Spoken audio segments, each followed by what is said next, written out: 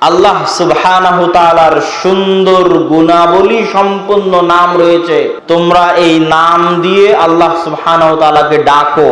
এটা হলো একটা ইবাদত যে আল্লাহ সুবহানাহু তাআলাকে ডাকতে হবে এই নামগুলো ব্যবহারের মাধ্যমে। দ্বিতীয় ইবাদত যেটা থেকে আমরা গাফেল, কেউ আপনাকে এই ছোট্ট সূক্ষ্ম জিনিসটা ধরিয়ে দিবে না, সেটা হচ্ছে আল্লাহর গুণে গুণান্বিত হওয়া যায়, আল্লাহর রঙে রঙিন হওয়া যায়। আল্লাহর যে সমস্ত গুণ মানুষের জন্য অর্জন করা অসম্ভব সেগুলোর কথা বলছি না। যেমন মানুষের জন্য অসম্ভব আল হাই আল কাইয়ুম হওয়া, যে মানুষ চিরঞ্জীব চিরস্থায়ী পৃথিবীতে থাকবে, এটা অসম্ভব। কিন্তু আল্লাহর বহু গুণ আছে যা অর্জন করার মানুষ চেষ্টা করতে পারে। আল্লাহর গুণ হচ্ছে গফুরুর রহিম, আল্লাহ ক্ষমাশীল দয়ালু। আপনি কি দয়ালু এবং ক্ষমাশীল হতে পারবেন না পারবেন না? কথা বলতে হবে, পারবেন না পারবেন না? পারবেন। আল্লাহ সুবহানাহু তাআলার একটা গুণ হচ্ছে আলিম, জ্ঞানী। আপনি কি জ্ঞানী হতে পারবেন না পারবেন না? পারবেন। তো আল্লাহ সুবহানাহু তাআলার যে গুণগুলো নিজেদের মধ্যে আনা সম্ভব, সেই গুণগুলো অর্জনের চেষ্টা করাও ইবাদত, আল্লাহর রঙে রঙিন হওয়া। এবং এর যেটা সবচেয়ে বড় ফজিলত, যে মানুষের মধ্যে আল্লাহর যেই গুণের বহিঃপ্রকাশ যত বেশি হবে, আল্লাহর ওই গুণের বহিঃপ্রকাশ ওই মানুষের উপরে তত বেশি হবে। যেমন আপনি যত বেশি মানুষকে ক্ষমা করবেন, আল্লাহ সুবহানাহু ওয়া তাআলা আপনাকে তত বেশি ক্ষমা করবে। আপনি যত বেশি পরিমাণে মানুষের উপর দয়া করবেন, তাহলে আল্লাহর একটি গুণের বহিঃপ্রকাশ আপনার মধ্যে দেখা যাচ্ছে, দয়া। তো আল্লাহর ওই গুণ দয়ার বহিঃপ্রকাশ আপনার উপর ঘটবে তার চেয়ে তো বেশি আকারে, বেশি ভাবে। আর আপনার দয়া তো সীমিত, লিমিটেড। আল্লাহ সুবহানাহু ওয়া তাআলা যদি আপনার দয়া করা দেখে খুশি হয়ে আল্লাহ দয়া করেন, তাহলে আল্লাহ সুবহানাহু ওয়া তাআলার দয়া হচ্ছে আনলিমিটেড, যার সাথে কোনো কিছুর তুলনা সম্ভব নয়। এই জন্য রাসূলুল্লাহ সাল্লাল্লাহু আলাইহি ওয়াসাল্লাম বলেছেন, ইরহামু মান ফিল আরদি ইয়ারহামুকুম মান ফিস সামা। তোমরা আল্লাহর দয়া পেতে চাও, তাহলে দুনিয়াতে যারা আছে তাদের উপর তোমরা দয়া করো। দুনিয়াবাসীর উপর যদি তোমরা দয়া করো, আল্লাহ তোমাদের উপর দয়া করবে। কিন্তু আমাদের চরিত্র সম্পূর্ণ উল্টা। আমরা সকাল সন্ধ্যা আল্লাহকে বলছি, আল্লাহ আপনি ক্ষমা করেন, কিন্তু আমার অফিসের অধীনস্থ কর্মচারী ভুল করলে আমি তাকে ক্ষমা করতে পারছি না।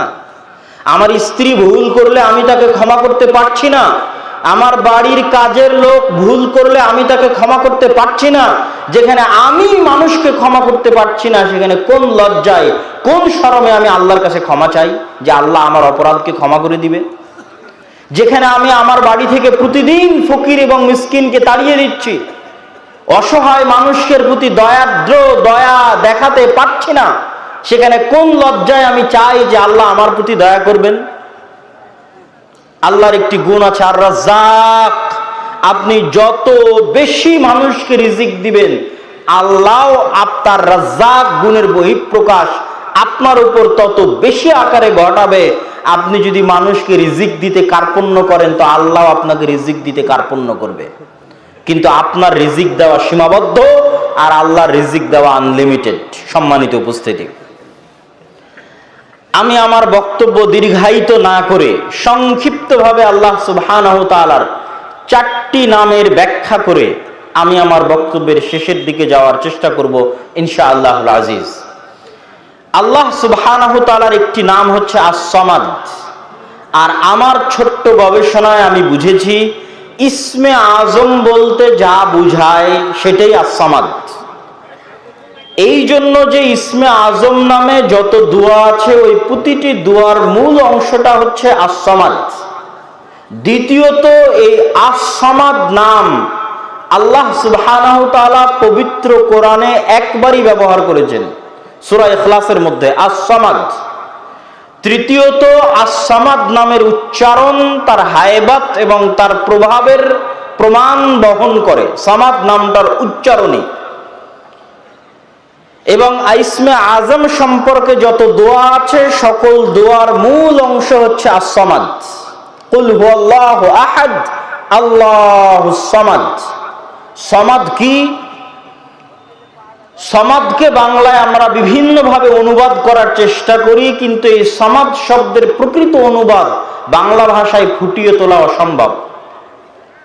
আমরা সর্বোচ্চ এতদূর লিখতে পারি বাংলায় যে অমুখাপেক্ষী, এতদূর লিখতে পারি, কিন্তু এটা দিয়ে আস-সামাদ নামের পরিপূর্ণ অর্থ ফুটে ওঠে না। আস-সামাদ নামের অর্থের দুটো দিক আছে। এক, আল্লাহ নিজে অমুখাপেক্ষী। দুই, আল্লাহ ব্যতীত বাকি সবাই আল্লাহর মুখাপেক্ষী। এই দুটো দিক একসাথে আস-সামাদের অনুবাদে ফুটিয়ে তোলা যায় না। কিন্তু আস-সামাদের অর্থ হচ্ছে আল্লাহ অমুখাপেক্ষী, কিন্তু আল্লাহ ব্যতীত পৃথিবীতে আর যা কিছু আছে এরা সবাই মুখাপেক্ষী। বনি আদমও মুখাপেক্ষী, এবং বনি আদম আল্লাহর মুখাপেক্ষী সকাল সন্ধ্যায়। আল্লাহ সুবহানাহু তাআলার দ্বিতীয় নাম আমরা সংক্ষিপ্ত করে ব্যাখ্যা করে যাচ্ছি। আল্লাহ সুবহানাহু তাআলার দ্বিতীয় নাম হচ্ছে আল ওয়াকিল। আল্লাহ সুবহানাহু ওয়া তাআলা পবিত্র কোরআন মাজিদে বহু জায়গায় ওয়াকিল শব্দটা ব্যবহার করেছেন এবং আল্লাহকে ওয়াকিল হিসেবে ধরতে বলেছেন। আমরা ওয়াকিলকে বাংলায় বানিয়ে নিয়েছি উকিল। উকিল শব্দটা পরিপূর্ণ আরবি শব্দ। তাহলে কোর্টে আমরা উকিল কেন ধরি? কোর্টে আমরা উকিল এই জন্য ধরি, আমি যেই কাজটা করতে পারবো না আমার পক্ষ থেকে সেই কাজটা করার দায়িত্ব আমি উকিলকে দিয়েছি। মানুষ চাইলে নিজেই নিজের মামলা আদালতে গিয়ে লড়তে পারে, এটা আমরা অনেকেই জানি না। আপনার নামে কেস হয়েছে, আপনি নিজেই আপনার উকিল হয়ে, মানে আপনার দায়িত্ব নিয়ে আপনি জজের সামনে দাঁড়িয়ে আপনার মামলা লড়তে পারবেন, কোনো বাধা নাই আইনি। কিন্তু আমরা যেহেতু আইন বুঝি না, এই জন্য আমরা একজন উকিলকে দায়িত্ব দিই, ভাই আপনি আমার পক্ষ হয়ে মামলাটা লড়বেন। তো আল্লাহ সুবহানাহু ওয়া তাআলা কোরআন মাজিদে আমাদের কি বলছে? রব্বুল মাশরিকি ওয়াল মাগরিব লা ইলাহা ইল্লাহু ফাত্তাখিযহু ওয়াকিলা। আল্লাহ হচ্ছেন পূর্বের রব, পশ্চিমের রব। পূর্ব এবং পশ্চিমের রব আল্লাহ। লা ইলাহা ইল্লাহু, আল্লাহ ব্যতীত ইবাদতের যোগ্য প্রকৃত সত্য কোনো মাবুদ নাই। ফাত্তাখিযহু ওয়াকিলা, তোমরা আল্লাহকে তোমাদের উকিল, মানে বাংলা ভাষায় উকিল, আরবিতে ওয়াকিল, তোমরা আল্লাহকে তোমাদের ওয়াকিল হিসেবে গ্রহণ করো। আল্লাহর আদেশ পবিত্র কোরআনে যে আল্লাহ আমাদের বলছে যেন আমরা আল্লাহ সুবহানাহু ওয়া তাআলাকে ওয়াকিল হিসেবে গ্রহণ করি।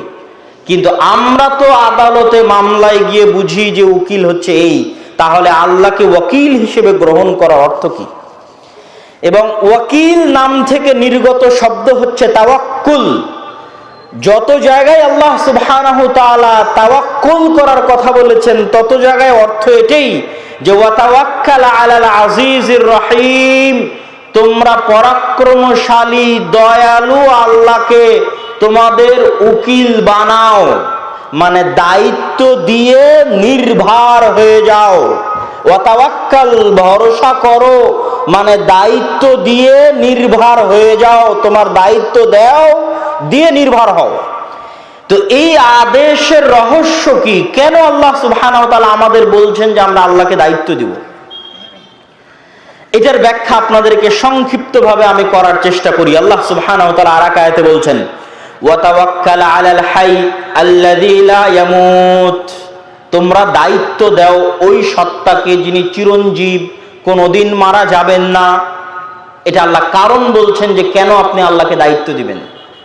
এখন যদি আপনি মারা যান আর আপনার ছোট দুটো বাচ্চা থাকে, তো ছোট একটা বা দুটো বাচ্চার দায়িত্ব আপনি আপনার বোনকে বলছেন, বোন এবার আমার ছেলে মেয়ে দুটো এতিম হয়ে যাচ্ছে, দেখে রাখিস। আপনার ভাইকে বলছেন, আমার ছেলে মেয়ে দুটো এতিম হয়ে যাচ্ছে, দেখে রাখিস। আপনাকে হয়তো পুলিশে গ্রেফতার করে নিয়ে জেলে চলে যাচ্ছে, আপনি আপনার ভাইকে বোনকে বলছেন, আমি জেলে চলে গেলাম, আমার এই জিনিসগুলো দেখে রাখিস। আচ্ছা, আপনার কাছে কি কোনো গ্যারেন্টি আছে যে আপনার জেলে চলে যাওয়ার পর আর আপনার মৃত্যুর 1 সেকেন্ডের মাথায় তারা মারা যাবে না? কথা বলতে হবে, কোনো গ্যারেন্টি আছে? কোনো গ্যারেন্টি নাই। তাহলে তাকে আপনি কোন ভরসায় দায়িত্ব দিচ্ছেন? এই জন্য আল্লাহ বলছে ওয়াতাওয়াক্কাল আলাল হাই আল্লাযী লা ইয়ামুত, ওই সত্তাকে দায়িত্ব দাও যে কোনোদিন মারা যাবে না। তোমার ভাই, তোমার বোন, তোমার আত্মীয় স্বজন এখনই মারা যেতে পারে। তুমি দুনিয়া থেকে বিদায় নেওয়ার পরে কেন, আগেও মারা যেতে পারে। অতএব তুমি তাদেরকে কোন ভরসায় তোমার ইতিম ছেলে মেয়ের দায়িত্ব দিচ্ছ? কোন ভরসায় তোমার পরিবারের দায়িত্ব দিচ্ছ? দায়িত্ব দাও তার প্রতি যিনি কোনোদিন মারা যাবেন না। তোমার বংশ গোষ্ঠী যদি দুনিয়া থেকে নির্মূল হয়ে যায়, তবু আল্লাহ সুবহানাহু ওয়া তাআলা চিরঞ্জীবী হিসেবে থাকবে এবং তোমার দেওয়া দায়িত্ব পালন করবে। তোমরা দেখোনি পবিত্র কোরআনে আল্লাহ সুবহানাহু ওয়া তাআলা 2 জন ইতিমের সন্তান সম্পদ ফিরিয়ে দিয়েছে, 2 ভাইয়ের সম্পদ ফিরিয়ে দিয়েছে নবী পাঠিয়ে, আর খিজির আলাইহিস সালাতু ওয়াস সালামকে পাঠিয়ে। ওদের কেউ ছিল না বংশবনিয়াদ, কিন্তু বাপ মা দায়িত্ব দিয়ে গেছিল আল্লাহকে। তাদের পিতামাতা সৎ ছিল, তারা মরার সময় সম্পদ সন্তানের কাছে বুঝিয়ে দেওয়ার দায়িত্ব দিয়েছিল আল্লাহকে, যে আল্লাহ আমরা তো মারা যাচ্ছি, আমার 2 এতিম ছেলে মেয়ে রেখে যাচ্ছি, এই সম্পদগুলো যেন তারা বুঝে পায়, দায়িত্ব তোমাকে দিয়ে গেলাম। আল্লাহ সুবহানাহু ওয়া তাআলা পবিত্র কোরআন মাজিদে আরো কিছু কারণ উল্লেখ করেছেন যে কেন আমরা আল্লাহ সুবহানাহু ওয়া তাআলাকে দায়িত্ব দিব। আল্লাহ সুবহানাহু ওয়া তাআলা বলছেন ওয়ালিল্লাহি মা ফিস সামাওয়াতি ওয়াল আরজ ওয়া কাফা বিল্লাহি ওয়াকিলা। আল্লাহ সুবহানাহু তাআলার রাজত্বে, ক্ষমতায় আসমান এবং জমিন এবং তার মাঝে যা কিছু আছে সকল কিছু রয়েছে। আর আল্লাহকে যদি তোমরা দায়িত্ব দাও, তো আল্লাহ দায়িত্বশীল হিসেবে তোমাদের জন্য যথেষ্ট। এখানে দ্বিতীয় কারণ বলা আছে আপনি কেন আল্লাহকে দায়িত্ব দিবেন। আজকে এই বাক্যের অর্থটা আমি খুব ভালোভাবে এই জন্য অনুভব করতে পারি, প্রত্যেক যারা বিদেশে গেছে তারা বুঝতে পারবে। আপনি আজ পলাশীতে আছেন, বাগমারায় আছেন, মোহনপুরে আছেন, তো মোহনপুরের এমপির সাথে ভালো খাতির। আচ্ছা, সৌদি আরবে বিপদে পড়লে আপনার মোহনপুরের এমপি বাঁচাতে পারবে আপনাকে? পারবে? আপনি আমেরিকা, ইংল্যান্ডে গিয়ে যদি বিপদে পড়েন, আমার প্রধানমন্ত্রী 1000 বার কল দিলে তাদের ধরার সময় নাই, কোনো গুরুত্ব নাই, ভ্যালু নাই। তো আমি ইংল্যান্ডে বিপদে পড়লে আমার প্রধানমন্ত্রী আমাকে বাঁচাতে পারবে না। আমার প্রধানমন্ত্রী ইংল্যান্ড, আমেরিকা, সৌদির কথা বাদ দিলাম, আমি যদি জঙ্গলে গিয়ে বিপদে পড়ি, তো জঙ্গলে গিয়ে কি আমাকে কেউ সহযোগিতা করতে পারবে? আমার এমপি, মন্ত্রী, চেয়ারম্যান, আমেরিকার প্রেসিডেন্ট, প্রধানমন্ত্রী পারবে না। এখানে দ্বিতীয় কারণ আল্লাহ বলেছে ওয়ালিল্লাহি মা ফিস সামাওয়াতি ওয়া মা ফিল আরজ। আসমান আর জমিনের মধ্যে তুমি যেখানেই থাকো না কেন, ওখানে রাজত্ব কার? আল্লাহর। তাহলে তুমি একে একে মানুষকে কেন দায়িত্ব দিয়ে বেড়াচ্ছ? ওয়া কাফা বিল্লাহি ওয়াকিলা। পৃথিবীর প্রতিটি ইঞ্চি মাটিতে আল্লাহর রাজত্ব আছে, আল্লাহর ক্ষমতা আছে। অতএব তুমি পৃথিবীর যেখানেই থাকো না কেন, তোমার দায়িত্ব আল্লাহকে দাও, আল্লাহ তোমার দায়িত্বশীল হিসেবে যথেষ্ট। আল্লাহু আকবার। আল্লাহ সুবহানাহু ওয়া তাআলা তাকে দায়িত্বশীল করার জন্য তৃতীয় আরেকটা কারণ বলছেন, ওয়া তাওয়াক্কাল আলাল্লাহ ইন্নাহু হুয়াস সামিউল আলিম। এই মাটির ঘরে যখন ঢুকলাম তখন মোবাইলের নেটওয়ার্ক কাজ করেনি। যে কোনো মুহূর্তে দেশের ইন্টারনেট যখন শাটডাউন হয় তখন ইন্টারনেট কাজ করে না। গাজার মানুষ যখন গাজায় সীমাবদ্ধ, পানির লাইন বন্ধ করে দিয়েছে, বিদ্যুতের লাইন বন্ধ করে দিয়েছে, ইন্টারনেট বন্ধ করে দিয়েছে, নেটওয়ার্ক বন্ধ করে দিয়েছে, তাহলে পৃথিবীর কোথাও সংবাদ পৌঁছানোর রাস্তা তাদের কাছে নাই। এই জন্য আল্লাহ বলছে ওয়া তাওয়াক্কাল আলাল্লাহ ইন্নাহু হুয়াস সামিউল আলিম। পৃথিবীর সকল নেটওয়ার্ক যখন বিচ্ছিন্ন হয়ে যাবে, পৃথিবীর সকল ইন্টারনেট যখন শাটডাউন হয়ে যাবে, পৃথিবীর সকল মানুষ থেকে যখন তুমি বিচ্ছিন্ন হয়ে যাবে, ওয়া তাওয়াক্কাল আলাল্লাহ, তখনও আল্লাহ তোমাকে শুনতে পাচ্ছে এবং দেখতে পাচ্ছে। আল্লাহু আকবার। তখনও তুমি ওই মরুভূমিতে বসে, ওই গাজা শহরে বসে, ওই জঙ্গলে বসে, ওই দ্বীপে বসে আল্লাহকে ডাকতে পারো, আল্লাহকে তোমার দায়িত্ব দিতে পারো। ওয়া তাওয়াক্কাল আলাল্লাহ। অতএব দায়িত্বশীল হিসেবে আল্লাহ যথেষ্ট, আল্লাহকে দায়িত্ব দাও। সম্মানিত উপস্থিতি, আল্লাহ সুবহানাহু ওয়া তাআলা কি দায়িত্বশীল, দায়িত্ব দেওয়ার ক্ষেত্রে এরকম বহু আয়াত আল্লাহ সুবহানাহু ওয়া তাআলা পবিত্র কোরআন মাজিদে বলেছে, যার একটা কথা আপনারা সবসময় বলে থাকেন, হাসবুনাল্লাহ ওয়া নি'মাল ওয়াকিল। আমাদের জন্য আল্লাহ সুবহানাহু ওয়া তাআলাই যথেষ্ট, নি'মাল ওয়াকিল, তিনি সর্বোত্তম দায়িত্বশীল। নি'মাল মাওলা ওয়া নি'মান নাসির, সর্বোত্তম অভিভাবক এবং সর্বোত্তম সাহায্যকারী। এজন্য আজকে এই নাম থেকে শিখে গিয়ে বাড়ি থেকে বের হবেন, ছেলে মেয়েকে রেখে যাবেন, ছেলে মেয়েকে স্কুলে পাঠাবেন, সফরে বিদায় দিবেন, প্রত্যেক জায়গায় কাকে দায়িত্ব দিবেন সবার আগে বলেন তো? একটু জোরে বলেন, কাকে দায়িত্ব দিবেন? আল্লাহ। আস্তাউদিউকুমুল্লাহ, আপনার দায়িত্ব আমি আল্লাহকে দিয়ে দিলাম। আপনি ছেলে মেয়েকে স্কুলে দিয়ে এসেছেন, বাসায় রেখে গেছেন, যত আত্মীয় স্বজন আছে তারাও আপনার সাথে মুনাফিকি করতে পারে, তারাও আপনাকে ধোঁকা দিতে পারে। কত চিটাগাংয়ের কিছুদিনের আগের সংবাদ, যে সবচেয়ে বিশ্বস্ত ছিল সেই ওই ছোট্ট মেয়েটাকে জবাই করেছে, জবাই করে সমুদ্রের ধারে ফেলে দিয়ে আসছে। দুনিয়ার কোনো মানুষকে আপনি বিশ্বাস করতে পারবেন না, কিন্তু আল্লাহকে বিশ্বাস করতে পারবেন। এই জন্য সর্বদা মনে রাখতে হবে, প্রত্যেক ধাপে আপনি অন্তরের অন্তরস্থল থেকে আপনার পরিপূর্ণ দায়িত্ব আল্লাহর উপর দিয়ে দেন, এবং আল্লাহ সুবহানাহু ওয়া তাআলা দায়িত্বশীল হিসেবে যথেষ্ট। আল্লাহ সুবহানাহু ওয়া তাআলার আরেকটি নাম লতীফ। লতীফ শব্দের অর্থ হচ্ছে সূক্ষ্মদর্শী। সূক্ষ্মদর্শীর দুটো অর্থ। আল্লাহ যে সূক্ষ্মদর্শী তার দুটো অর্থ। এক, আল্লাহ আমাদের অন্তরের কথা সূক্ষ্মভাবে পড়তে পারেন এবং বুঝেন। লতীফুম বিযাতিস সুদূর, পৃথিবীতে কোনো মানুষের অন্তর হুবহু অনুভব করতে পারে না। আপনার বাপ মাকে আপনি যেই পরিমাণ ভালোবাসেন, আপনার স্ত্রীর অন্তরে ওই ভালোবাসা কপি পেস্ট করে দিতে পারবেন না। এটা কম্পিউটারের সফটওয়্যার নয় যে কপি করে পেস্ট করে দিলেন তাহলে আপনি যেমন ভালোবাসছেন আপনার বাপ মাকে, আপনার স্ত্রীও তেমন ভালোবাসবে, এটা হয় না। পৃথিবীতে এই টেকনোলজি, এই সফটওয়্যার নাই। তাহলে আপনি যখন খুব দুঃখে, তখন আপনার দুঃখ হুবহু বুঝতে পারার মতো দুনিয়াতে কেউ নাই। আর আপনি যখন খুব আনন্দে, তখন আপনার খুশি হুবহু বুঝতে পারার মতো দুনিয়াতে কেউ নাই। তাহলে দুনিয়ার প্রতিটা মানুষ একক, তার সুখ এবং তার দুঃখ নিয়ে একক। সে যখন কঠিন বিপদে তখন একক। আপনার স্ত্রী আপনার বিপদ বুঝতে পারবে না, আপনার মতো করে অনুভব করতে পারবে না, আপনার বাপ আপনার মতো করে অনুভব করতে পারবে না। কিন্তু লতীফুম বিযাতিস সুদূর, একমাত্র হুবহু আপনার মতো করে অনুভব করতে পারবে কে বলেন তো? মানে আপনি যেই পরিমাণ কষ্টে আছেন হুবহু ওই কষ্ট ওইভাবে অনুভব করতে পারবেন একমাত্র আল্লাহ। ওই আনন্দ, ওই খুশি হুবহু ওইভাবে একমাত্র অনুভব করতে পারবেন আল্লাহ। এটা গেল একটা অর্থ যে আল্লাহ হচ্ছেন লতীফ, সূক্ষ্মদর্শী। দ্বিতীয় আর একটা অর্থ, আল্লাহ সুবহানাহু তাআলা যদি কোনো কাজ পৃথিবীতে করতে চান তাহলে তিনি সূক্ষ্মভাবে করেন।